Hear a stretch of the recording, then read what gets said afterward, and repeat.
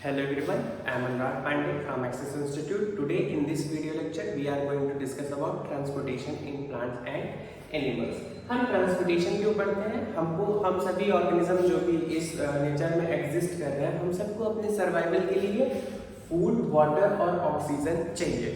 तो हमको food, water और ऑक्सीजन तो चाहिए, लेकिन ये फूड, वाटर और ऑक्सीजन हमारी बॉडी की सभी सेल्स को चाहिए होता है। तो ये फूड और वाटर और ऑक्सीजन का जो ट्रांसपोर्टेशन है, यही जो है वो हम इस चैप्टर में डील करने वाले हैं। तो जब बॉडी अपनी प्रॉपर फंक्शनिंग कर रही होती है, तो उस फंक्शनिंग के टाइम पे कुछ वेस्ट भी जो है वो जनरेट होता है और उस वेस्ट को भी जो है वो हम ट्रांसपोर्ट करते हैं। तो ऐसा नहीं है कि बॉडी में सिर्फ और सिर्फ हम मिनरल्स और फूड न्यूट्रिएंट्स जो इनटेक करते हैं, सिर्फ और सिर्फ उन्हीं का ट्रांसपोर्टेशन पढ़ते हैं।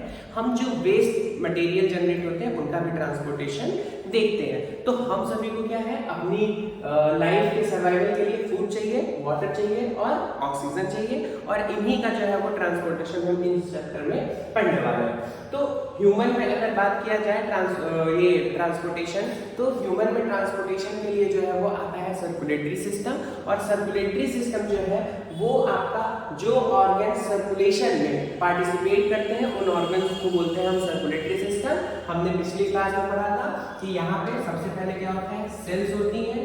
सेल्स आपस में मिलकर के टिश्यू का फॉर्मेशन करती हैं, और इन टिश्यू से जो है वो ऑर्गन बनता है, और कई ढेर सारे ऑर्गन मिलकर के ऑर्गन सिस्टम बनाते हैं, और कई ढेर सारे ऑर्गन सिस्टम मिलकर के एक ऑर्गेनिज्म बनाते हैं। ठीक है, तो कई ढेर सारे ऑर्गन सिस्टम मिलकर के एक ऑर्गेनिज्म को फॉर्म कराता है। ये है एक पूरा ऑर्गेनिज्म।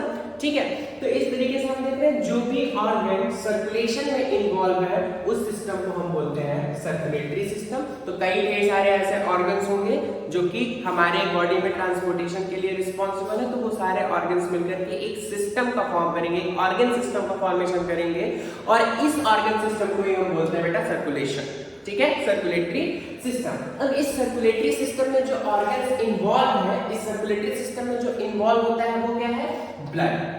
ठीक है, ब्लड क्या है, ट्रांसपोर्टेशन के लिए मीडियम प्रोवाइड कराता है। सपोज हमारे पास बॉडी में सेल्स है, फूड सप्लीमेंट है, और इस फूड सप्लीमेंट को जाना है एक जगह से दूसरी जगह जाना है, तो इसको एक मोड ऑफ ट्रांसपोर्टेशन चाहिए, एक मोड ऑफ ट्रांसमिशन चाहिए।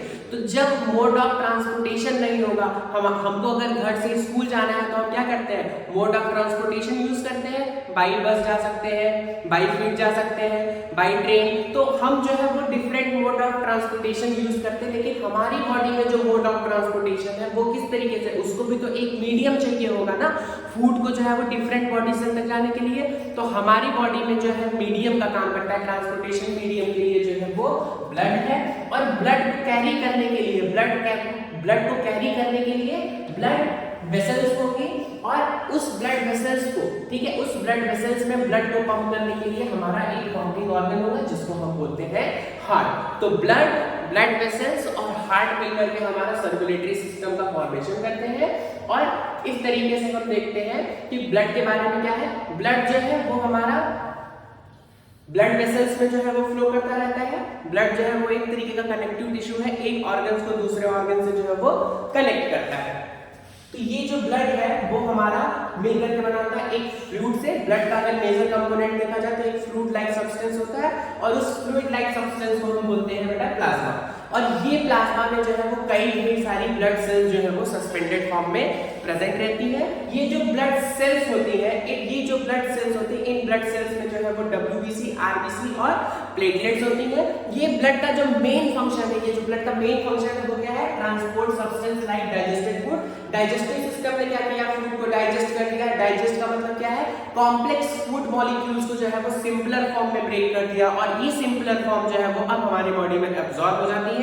और जब ये हमारी बॉडी में एब्जॉर्ब हो जाएंगे तो एक ऑर्गन से दूसरे ऑर्गन में ट्रांसपोर्ट किया जाएगा, और ट्रांसपोर्टेशन के लिए मीडियम चाहिए ब्लड। फिर क्या होता है यहाँ पे, और डिफरेंट जो ऑक्सीजन है लंग्स में, जो हमने ऑक्सीजन इनहेल किया, उस ऑक्सीजन को भी जो है वो डिफरेंट सेल को रिक्वायरमेंट होती है। हमने फूड डाइजेस्ट कर लिया, फूड एब्जॉर्ब कर लिया, अब उस फूड को ब्रेक करेंगे। जैसे कि हमने कार्बोहाइड्रेट को जो है वो ग्लूकोज के फॉर्म में डाइजेस्ट कर दिया, अब इस ग्लूकोज का फर्दर ब्रेक डाउन होगा रेस्पिरेटरी सिस्टम में, रेस्पिरेशन होगा। ठीक है, तो डिफरेंट सेल को ऑक्सीजन चाहिए होगी, जितनी बॉडी की सेल्स है उनको ऑक्सीजन चाहिए होगी for the break down of the glucose. तो ग्लूकोज को ब्रेक करने के लिए ऑक्सीजन ऑक्सीजन चाहिए होगा तो वो ऑक्सीजन भी जो है वो हमारा ब्लड जो है वो ट्रांसपोर्ट करेगा। Oxygen from lungs to body cells, तो बॉडी सेल्स में जो है वो लंग्स से जो है वो ऑक्सीजन ट्रांसपोर्ट करने का जो काम है ये भी हमारा सर्कुलेटरी सिस्टम करता है। It also transport waste removal from the body, हमारी बॉडी में जो वेस्ट हम डेली कुछ ना कुछ प्रॉपर फंक्शनिंग जो है वो परफॉर्म कर रहे होते हैं, तो उस फंक्शनिंग के टाइम पे ऐसा नहीं कि सारे यूजफुल प्रोडक्ट ही जो है वो हमको मिलते हैं। हमारी बॉडी में ऐसी कई ढेर सारी मेटाबॉलिक एक्टिविटीज चल रही होती हैं जिसमें कुछ अपने लिए वेस्टफुल प्रोडक्ट होता है जो कि हमारी बॉडी के लिए हार्मफुल है। तो ये हार्मफुल सब्सटेंस, ये जो बॉडी वेस्ट है, इस बॉडी वेस्ट को भी जो है वो हमारा ब्लड कैरी करता है और ले जाएगा एक्सक्रीटरी सिस्टम के पास, जहां पर पे हमारा ब्लड जो है वो प्यूरिफाई होगा, फिल्टर होगा और उसके बाद जो है वो एक्सक्रीटरी सिस्टम जो है वो उस वेस्ट मटेरियल को बॉडी से बाहर एक्सक्रीट आउट करा देगा। तो इस तरीके से हम देखते हैं ये जो ब्लड है वो हमारा ट्रांसपोर्टेशन में हेल्प कर रहा है, हमारे फूड सप्लीमेंट के ट्रांसपोर्टेशन में, हमारी बॉडी के वेस्ट के ट्रांसपोर्टेशन में और ऑक्सीजन ट्रांसपोर्टेशन में ये जो है हेल्प कर रहा है। तो ब्लड में जो है वो ब्लड सेल्स प्रेजेंट होती है, 3 तरीके की ब्लड सेल्स मैंने बताया। पहला है आरबीसी, रेड ब्लड सेल्स। ये रेड ब्लड सेल्स, इसको रेड ब्लड सेल्स इसलिए क्यों बोलते हैं क्योंकि इसमें प्रेजेंट होता है हीमोग्लोबिन, और हीमोग्लोबिन की वजह से ही जो है वो यहाँ पे हीमोग्लोबिन प्रेजेंट होता है और इसी हीमोग्लोबिन की वजह से आरबीसी का जो कलर होता है वो रेड होता है। और ये हीमोग्लोबिन जो है वो ऑक्सीजन के ट्रांसपोर्टेशन में हेल्प करता है। हीमोग्लोबिन जो है वो ऑक्सीजन से बाइंड करके ऑक्सी हीमोग्लोबिन का फॉर्मेशन करता है और ये ऑक्सी हीमोग्लोबिन जो है वो आपके हार्ट से जो है वो लंग से जो है वो डिफरेंट बॉडी पार्ट्स पर जो है वो ट्रांसपोर्ट किया जाता है। अब अगर बात किया जाए व्हाइट ब्लड सेल्स की, तो व्हाइट ब्लड सेल्स जो है वो हमारी बॉडी के लिए जो है वो डिफेंस सिस्टम का काम करते हैं। इनको हम WBC बोलते हैं। इस WBC में कई ढेर तरीके की सेल्स होती हैं, लगभग 5 तरीके की सेल्स होती हैं, बेसोफिल्स, न्यूट्रोफिल्स, मोनोफिल्स, इसिनोफिल्स, लिम्फोसाइट्स। तो इस तरीके की सेल्स जो होती हैं वो हमारी बॉडी में डिफेंस सिस्टम का काम करती है। जब भी कोई माइक्रो ऑर्गेनिज्म हमारी बॉडी में एंटर करता है तो WBC सेल्स क्या करती हैं, उन माइक्रो ऑर्गेनिज्म, उन जर्म्स के अगेंस्ट क्या करती हैं, फाइट करते हैं और हमारी बॉडी को जो है वो इम्यूनिटी प्रोवाइड कराती है। तो अगर सीधे सीधे बोला जाए WBC के बारे में, तो WBC जो है वो हमारी बॉडी के लिए इम्यूनिटी का काम करती है, हमारी बॉडी को जो है वो इम्यूनिटी प्रोवाइड करती है, यानी कि हमारी बॉडी के डिफेंस सिस्टम के लिए जो सेल रिस्पांसिबल है दैट इज WBC सेल्स। और अगर प्लेटलेट्स की बात किया जाए तो प्लेटलेट सेल्स होती हैं, हमारी बॉडी में कहीं कट लग जाता है तो उस कट को क्लॉटिंग, उस कट से ब्लड का एक्सेस फ्लो न होने पाए तो उस ब्लड में क्लॉट करने के लिए जो प्रेजेंट होता है वो दैट इज प्लेटलेट्स। तो प्लेटलेट जो है वो हमारी बॉडी में क्या है, रिस्पांसिबल फॉर ब्लड क्लॉटिंग के लिए जो है वो प्लेटलेट्स रिस्पांसिबल होती है। अगर ब्लड वेसल्स की बात किया जाए जिसमें ब्लड फ्लो हो रहा होगा, जिन वेसल्स के अंदर ब्लड फ्लो हो रहा होगा उनको हम ब्लड वेसल्स बोलते हैं। हमारी बॉडी में 3 तरीके की ब्लड वेसल्स पाई जाती है। पहला है आर्टरीज। आर्टरीज जो है वो ऑक्सीजन रिच ब्लड कैरी करता है from heart to body parts. तो ये हार्ट से लेकर के body parts, different body organs जो है उनमें ब्लड कैरी करने का जो काम करता है वो आर्टरीज करता है। A for arteries, A for away from the heart. Away from the heart का मतलब क्या है, हार्ट में जो ब्लड आएगा वो ऑक्सीजन रिच ब्लड आएगा। जब लंग्स, हार्ट में जब 2 टाइम्स लंग्स आता है, हार्ट में जो है वो ब्लड 2 टाइम्स आता है। पहली बॉडी से जो है वो हार्ट में आएगा, तो जब बॉडी से ब्लड हार्ट में आएगा तो वो ब्लड जो होता है ऑक्सीजन डिफिशिएंट, यानी कि उस ब्लड में जो है वो ऑक्सीजन कमी होती है, बोले तो डीऑक्सीजनेटेड ब्लड होता है वो। और जब हार्ट से ब्लड बाहर जाता है, ठीक है, तो जब लंग्स में, ये ब्लड लंग्स में जाएगा, लंग्स में जाकर के ऑक्सीजनेटेड होगा, ऑक्सीजनेटेड ब्लड वापस से हार्ट में आता है और फिर हार्ट जो है वो आर्टरीज के थ्रू डिफरेंट ऑर्गन्स में ये पंप करता है, ठीक है। तो जो A for arteries, A for away from the heart, तो हार्ट से डिफरेंट बॉडी पार्ट्स तक जो वेसल्स ब्लड को कैरी कर रही है उस वेसल्स को हम बोलते हैं आर्टरीज। और आर्टरीज में जो है वो हमारा ऑक्सीजन रिच ब्लड जो है वो प्रेजेंट होता है। The blood flow is rapid and at high pressure.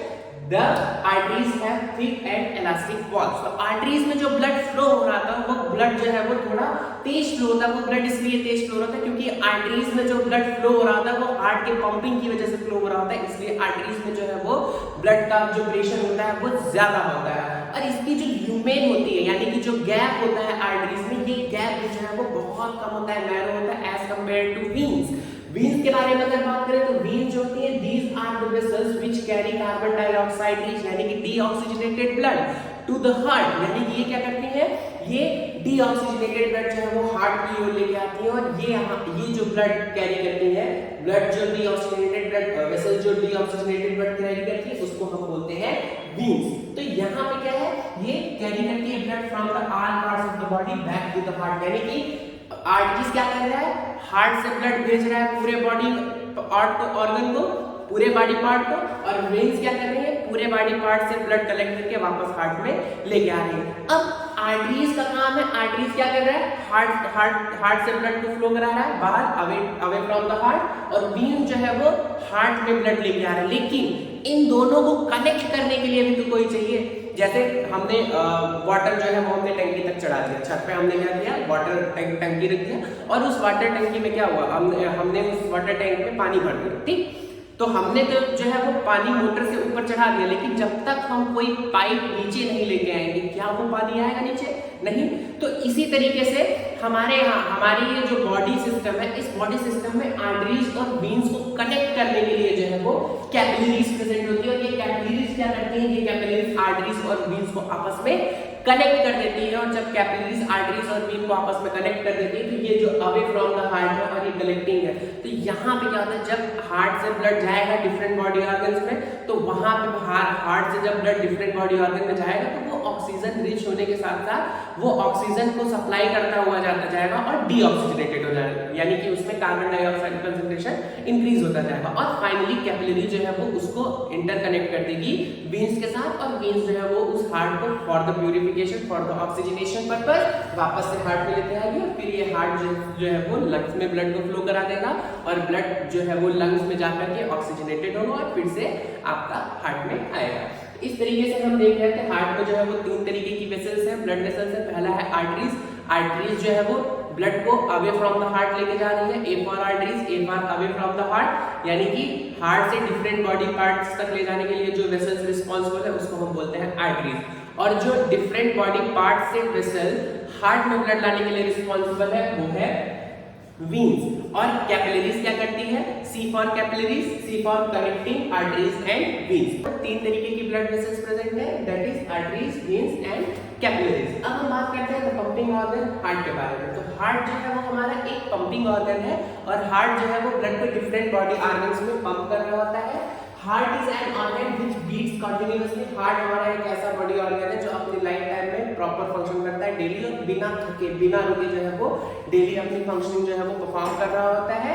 Act as a pump for the transport of the blood, यानी कि जो भी ब्लड का ट्रांसपोर्टेशन हो रहा होता है उसके लिए जो है वो पंपिंग का जो है वो मेजर फैक्टर रिस्पांसिबल क्या है वो हार्ट, इसीलिए इसको बोलते हैं द पंपिंग ऑर्गन।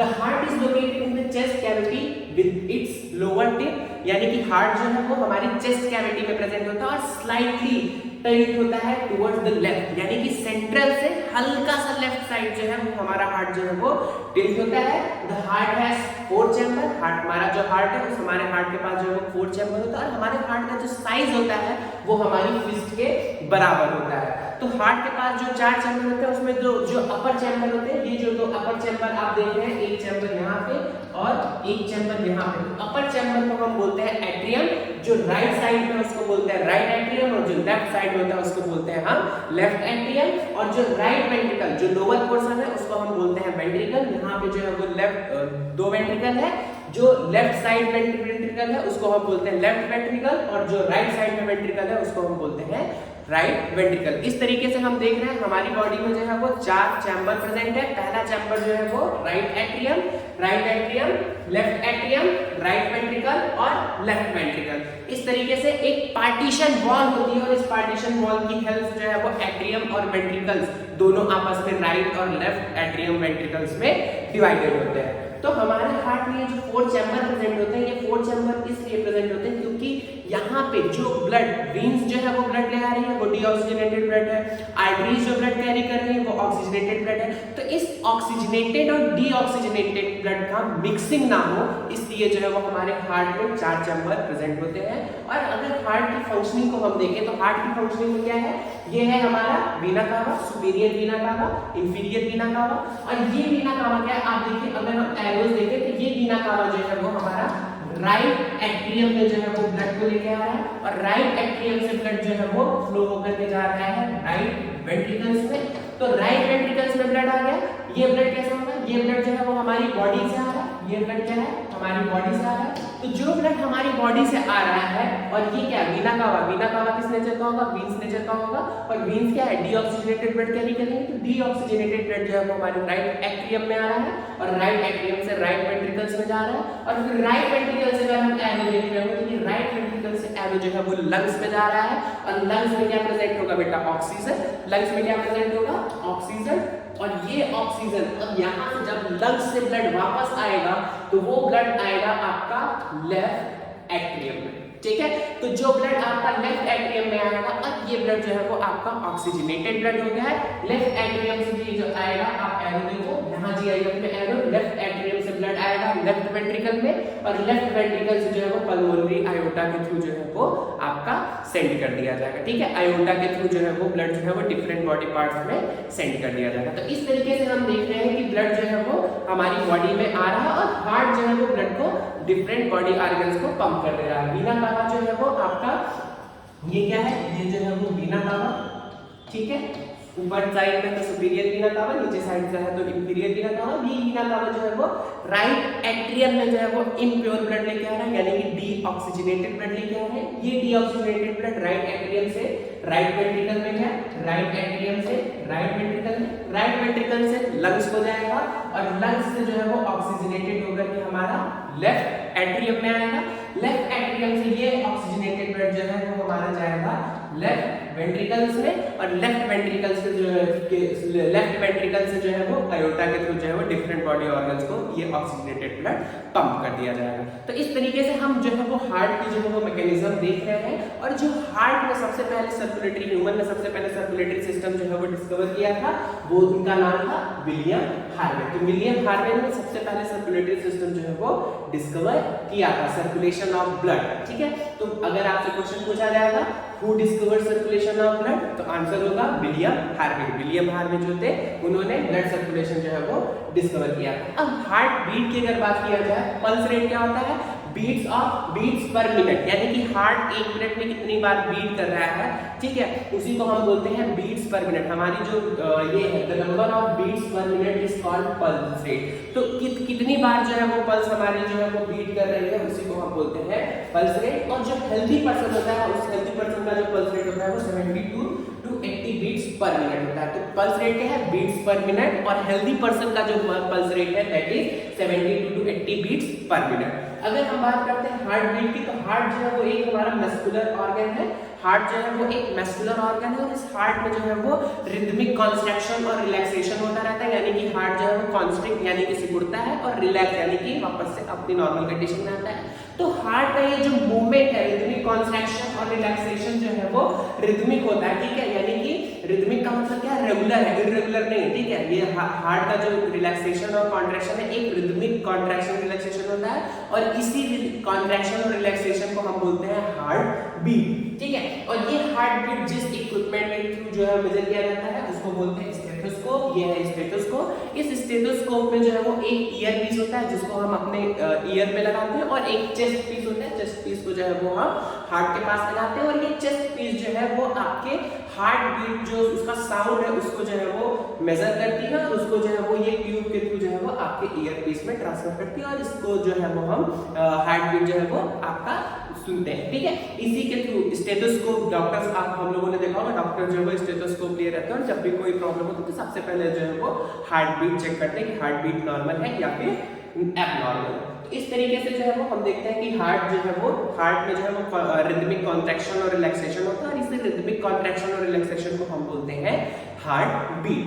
तो हार्ट बीट जो मेजर किए जाने वाला इक्विपमेंट है उस इक्विपमेंट का नाम है स्टेथोस्कोप। फिर ह्यूमन में जब हमारा बॉडी जो है डेली फंक्शनिंग परफॉर्म कर रहा होता है तो उस फंक्शनिंग में कुछ वेस्ट प्रोडक्ट जो है वो हमारी बॉडी से रिलीज होते हैं और ये वेस्ट प्रोडक्ट जो रिलीज हो रहे होते हैं इस वेस्ट प्रोडक्ट का बॉडी से रिमूवल करने का जो प्रोसेस है उसी प्रोसेस को हम बोलते हैं एक्सक्रीशन। ठीक है, तो एक्सक्रीशन क्या है removal of waste product from the body. तो बॉडी से जो है वेस्ट प्रोडक्ट को रिमूव करने का जो प्रोसेस है उस प्रोसेस को हम बोलते हैं एक्सक्रीशन। और जो ऑर्गन इस एक्सक्रीशन में हेल्प करते हैं जो ऑर्गन इस एक्सक्रीशन में हेल्प कर रहे होते हैं यानी कि जो ऑर्गन रिस्पॉन्सिबल होते हैं बॉडी से वेस्ट पदार्थ को वेस्ट मटेरियल को बाहर निकालने के लिए उस सिस्टम को बोलते हैं हम एक्सक्रीटरी सिस्टम या फिर एक्सक्रीटरी ऑर्गन। तो कई ढेर सारे ऑर्गन होंगे, एक्सक्रीटरी ऑर्गन बोलेंगे जो कि रिस्पांसिबल होंगे for the purpose of excretion, और इस तरीके के एक्सक्रीशन ऑर्गन मिलकर के एक सिस्टम का फॉर्मेशन करेंगे और उस सिस्टम को हम बोलेंगे एक्सक्रीटरी सिस्टम। तो ह्यूमन एक्सक्रीटरी सिस्टम में जो है वो किडनीज प्रेजेंट होती हैं, किडनी के साथ जो है वो यूरेटर प्रेजेंट होता है, यूरिनरी ब्लैडर होता है और यूरेथ्रा होता है। तो यहाँ पे हम देख रहे हैं कि इस डायग्राम में हम देख रहे हैं कि यहाँ पे जो ह्यूमन का जो एक्सक्रीटरी सिस्टम है, इस ह्यूमन एक्सक्रीटरी सिस्टम में एक पेयर जो है वो किडनी प्रेजेंट है और ये किडनी जो है वो ब्लड को फिल्टर करती है। किडनी का जो मेन फंक्शन है वो क्या है? Filtration of blood. तो किडनी जो है वो ब्लड को फिल्टर कर रही है और ब्लड को फिल्टर करने के साथ साथ क्या कर रही है? ब्लड को प्योर कर रही है। ब्लड का जो वेस्ट मटेरियल है दैट इज यूरिया। ह्यूमन के केस में क्या है? यूरिया। ह्यूमन का जो ब्लड वेस्ट है वो क्या है? बॉडी वेस्ट क्या है? यूरिया। यूरिया को वो जो है वो फिल्टर कर दे रही है और यूरिन का जो है वो फॉर्मेशन करती है। वो यूरिन जो है वो यूरेटर, एक पेयर जो है वो यूरेटर प्रेजेंट है, एक दो यानी कि two in number and one in pair. तो दो नंबर जो है वो यूरेटर का प्रेजेंट है, एक पेयर यूरेटर प्रेजेंट है और इसी यूरेटर के थ्रू जो है वो हमारा यूरिन फिल्टर होकर के यूरिनरी ब्लैडर में आकर के स्टोर होता है और इस यूरिनरी ब्लैडर से जो है वो यूरेथ्रा के थ्रू जो है वो ब्लड से यूरिन पास आउट कर दिया जाता है। तो ये जो बॉडी का जो डिसॉल्व वेस्ट मटेरियल है वो वेस्ट मटेरियल जो है वो हमारी किडनी में जो है वो फिल्टर होता है और जो हमारी बॉडी का मेजर वेस्ट मटेरियल है वो वेस्ट मटेरियल जो है वो यूरिया है। ये यूरिया भी हमारी बॉडी में ब्लड के थ्रू ट्रांसपोर्ट होता है और ट्रांसपोर्ट होने के बाद किडनी में आएगा और किडनी में जो है वो इसका फिल्ट्रेशन होगा और फिल्टर होकर के यूरेथ्रा के थ्रू जो है वो बॉडी से पास आउट कर दिया जाएगा। तो हमारी बॉडी में जो डेली यूरिन का फॉर्मेशन हो रहा होता है, हमारी बॉडी में जो यूरिन का फॉर्मेशन हो रहा होता है वो 1 to 1.8 litre in a day, यानी कि एक डे में पर डे जो है वो यूरिन का कितना फॉर्मेशन हो रहा है? 1 to 1.8 लीटर। और इस यूरिन का जो मेजर कंपोनेंट होता है दैट इज वाटर। 95% यूरिन में जो है वो वाटर होता है, 2.5% यूरिया होता है, 2.5% अदर वेस्ट प्रोडक्ट होते हैं। ठीक है, तो यहाँ पे जो अदर वेस्ट प्रोडक्ट है उसमें कुछ साल्ट्स प्रेजेंट होते हैं और कुछ दूसरे वेस्ट प्रोडक्ट जो है वो प्रेजेंट होते हैं। और ये जो बॉडी का वेस्ट है, ये बॉडी का वेस्ट डिपेंड करता है कितना वाटर अवेलेबल है for the purpose of excretion. जो एनिमल्स एक्सक्रीटरी सिस्टम में, जो एनिमल्स जो है एक्वाटिक सिस्टम में प्रेजेंट होते हैं जैसे कि फिश है, तो उन एक्वाटिक सिस्टम वाले एनिमल्स का जो वेस्ट मटेरियल होता है वो है अमोनिया। अमोनिया को एक्सक्रीट करने के लिए वाटर की सबसे ज्यादा जरूरत होती है और ये सबसे ज्यादा पॉइजनस वेस्ट होता है, इसलिए एक्वाटिक एनिमल्स जो है वो अपना वेस्ट जो है वो अमोनिया के फॉर्म में रिलीज करते हैं। और कुछ ऐसे एनिमल्स हैं जैसे बर्ड्स, लिजर्ड्स, स्नेक, ये अपना वेस्ट प्रोडक्ट जो है वो सेमी सॉलिड के फॉर्म में रिलीज करते हैं और उस सेमी सॉलिड सब्सटेंस का नाम है यूरिक एसिड। और ह्यूमंस का जो मेजर वेस्ट प्रोडक्ट है वो क्या है? यूरिया। तो ह्यूमंस जो है वो उनका एक्सक्रीटरी वेस्ट प्रोडक्ट क्या है? यूरिया। तो अभी हमने जो है वो ह्यूमंस में जो है वो ट्रांसपोर्टेशन देखा, किस तरीके से ट्रांसपोर्टेशन हो रहा था। ट्रांसपोर्टेशन में दो सिस्टम इन्वॉल्व थे। पहला सिस्टम क्या था? बॉडी को फूड सप्लाई और मिनरल न्यूट्रिएंट्स की सप्लाई कर रहा था और बॉडी से जो वेस्ट जनरेट हो रहा था उसको भी ट्रांसपोर्ट कर रहा था, दैट इज सर्कुलेटरी सिस्टम। अब बॉडी का जो वेस्ट प्रोडक्ट था उस वेस्ट प्रोडक्ट को बॉडी से पास आउट कराने के लिए एक और सिस्टम प्रेजेंट था, दैट इज एक्सक्रीटरी सिस्टम। अब प्लांट्स में हम देखते हैं प्लांट्स में किस तरीके का ट्रांसपोर्टेशन हमको देखने को मिलता है। तो प्लांट्स जो है जैसे ह्यूमन बॉडी है, ह्यूमन बॉडी को भी जो है वो proper food, minerals, nutrient, substance चाहिए होते हैं फॉर ग्रोथ एंड डेवलपमेंट। इसी तरीके से प्लांट को भी जो है वो मिनरल्स, न्यूट्रिशन, कार्बन डाइऑक्साइड और ऑक्सीजन जो है वो चाहिए होता है। तो कार्बन डाइऑक्साइड क्यों चाहिए? कार्बन डाइऑक्साइड चाहिए फोटोसिंथेसिस के लिए, ऑक्सीजन चाहिए होगा रेस्पिरेशन के लिए, वाटर चाहिए होगा जो है वो डिफरेंट जो मेटाबॉलिक एक्टिविटीज है उसमें जो है वाटर का रोल होता है। तो इस तरीके से हम देखते हैं कि प्लांट्स में भी जो है वो ट्रांसपोर्टेशन है। फोटोसिंथेसिस प्रोसेस जो है वो हमको पता है ग्रीन प्लांट्स में, ग्रीन पार्ट में होता है, प्लांट का जो ग्रीन पार्ट होता है उसमें जो है वो फोटोसिंथेसिस होता है। तो फोटोसिंथेसिस प्रोसेस में हमने फूड प्रिपेयर करा लिया, अब ये फूड जो है वो लीव करती है और ये फूड जो है वो एनर्जी तो हमको रूट को भी चाहिए होगा ना, तो रूट में भी जो है वो आपका फूड सब्सटेंस कैसे पहुंचेगा? तो इसीलिए जो है वो यहाँ पे भी ट्रांसपोर्टेशन हम पढ़ते हैं और यहाँ प्लांट्स में जो ट्रांसपोर्टेशन होता है वो उस ट्रांसपोर्टेशन के लिए हेल्प करता है जनरली वाटर। वाटर जो है वो प्लांट को मीडियम प्रोवाइड कराता है। कैसे मीडियम प्रोवाइड कराता है? तो ये जो वाटर है ये रूट्स के थ्रू जो है वो एब्जॉर्ब होता है और रूट्स के थ्रू जब ये एब्जॉर्ब हो रहा होता है तो अपने साथ साथ जो है वो कुछ ढेर सारे मिनरल्स होते हैं, कुछ सब्सटेंस होते हैं, उनको भी क्या कर लेता है, सॉइल से एब्जॉर्ब कर लेता है। तो सॉइल से इसने क्या किया, वाटर एब्जॉर्ब कर लिया। वाटर एब्जॉर्ब करने के बाद वाटर पहुंच गया लीफ में। लीफ में पहुंचने के बाद क्या हुआ, लीफ में ट्रांसपोर्टेशन के लिए कुछ जैसे बॉडी में वेसल्स है, उसी तरीके से यहाँ पे भी वैस्कुलर सिस्टम होता है। उस वैस्कुलर सिस्टम के थ्रू जो है ये वाटर हमारा पहुंच जाता है लीव्स तक। तो लीव्स में कार्बन डाइऑक्साइड और वाटर की प्रेजेंस में क्या होता है, सनलाइट और क्लोरोफिल के इन्वॉल्वमेंट से आपका फूड प्रिपेयर हो जाता है। अब ये फूड जो लीफ में प्रिपेयर होता है इसको भी तो वापस रूट तक जाना है, इसका भी ट्रांसपोर्टेशन हम देखते हैं। तो जो प्लांट में ट्रांसपोर्टेशन है, प्लांट में जो ट्रांसपोर्टेशन है वो क्या है, रूट हेयर। रूट यहाँ पे हम डायग्राम में देखेंगे कि ये जो रूट है, ये रूट जो है वो डिवाइड होती है। यहाँ पे रूट क्या है, कई ढेर सारे रूट्स में ब्रांचिंग होती है और ये रूट जो है वो फाइनली रूट हेयर्स में जो है वो डिवाइड हो जाता है, ठीक है। और ये रूट हेयर जो है वो एक्टिवली पार्टिसिपेट करते हैं एब्जॉर्प्शन इन वाटर, और ये रूट हेयर्स वाटर में एब्जॉर्ब कर लेती हैं और एब्जॉर्ब करने के बाद प्लांट के वैस्कुलर सिस्टम में जो है वो सेंड कर देती हैं। प्लांट का जो वैस्कुलर सिस्टम है उसमें कुछ वेसल्स लाइक स्ट्रक्चर्स प्रेजेंट होती हैं, उनको बोलते हैं हम जाइलम। जाइलम जो होता है वो रिस्पॉन्सिबल होता है for the transportation of water, ठीक है। तो ये जो है वो किसके लिए, for the transportation of water from roots to leaf. Root से लेकर के लीफ तक में जो वाटर का ट्रांसपोर्टेशन हो रहा है उस ट्रांसपोर्टेशन के लिए जो रिस्पॉन्सिबल है दैट इज जाइलम, ठीक है। तो जाइलम जो है वो वैस्कुलर बंडल है, वेसल्स के फॉर्म में होता है, ट्यूबुलर स्ट्रक्चर होता है, वो जो है वो कनेक्ट करता है रूट को आपकी लीफ के साथ। और इसी तरीके से जो लीफ में फूड प्रिपेयर हुआ है, जो लीफ में फूड प्रिपेयर हुआ है, ये फूड भी तो हमको रूट तक चाहिए होगा, तो रूट से लेकर के लीफ से जो है वो रूट तक फूड लेकर के आने के लिए जो वैस्कुलर सिस्टम होता है उसको हम बोलते हैं फ्लोएम। तो जाइलम जो है वो वाटर ट्रांसपोर्टेशन के लिए रिस्पॉन्सिबल है, फ्लोएम जो है वो हमारा ट्रांसपोर्टेशन, फूड ट्रांसपोर्टेशन के लिए जो है रिस्पॉन्सिबल है। तो जाइलम जिसमें हेल्प कर रहा है, जाइलम हेल्प कर रहा है transportation of water, while phloem helps in transportation of food. तो जब वाटर एब्जॉर्ब हो रहा होता है और ट्रांसपोर्ट हो रहा होता है तो ये वाटर अपने साथ साथ सॉइल से कुछ मिनरल न्यूट्रिएंट्स भी एब्जॉर्ब कर लेता है, और ये मिनरल न्यूट्रिएंट जो है वो भी प्लांट्स की ग्रोथ और डेवलपमेंट के लिए रिस्पॉन्सिबल होते हैं। तो इस तरीके से हम देख रहे हैं, यहाँ पे हम देखते हैं कि यहाँ पे अगर आप देखो तो यहाँ पे जो है सॉइल के बीच में जो है वो रूट हेयर प्रेजेंट है, और ये रूट हेयर जो है वो एक्टिवली वाटर को जो है वो एब्जॉर्ब करेगा।